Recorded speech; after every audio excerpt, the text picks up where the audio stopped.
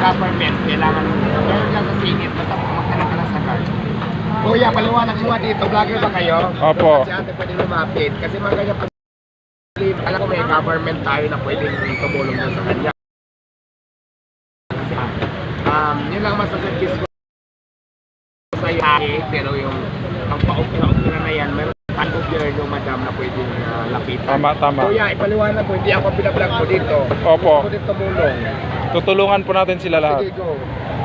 Kasi saan mo siya? Kahit pamilya mo lang ito. Hindi, sikat lang daw po si Diwata, doon daw po kayo sa gobyerno. Kaya may bibigay naman daw po siya. Para 500 pesos. o, tulungan mo si ate. Attention nyo, ano ba, vlogger kayo, o dalhin ko sa sinit doon banda. O, dadalhin daw natin sa Senate. Lalakarin lang. Lakad lang. Kasi katarata kailangan nyo doon operahan. So, dalhin nyo doon kasi meron tayong gobyerno na pwede para sa kanila.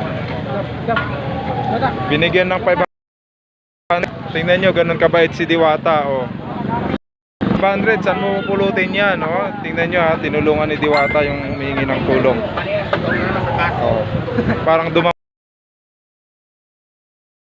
kay Diwata. Sos. Salamat po, sir.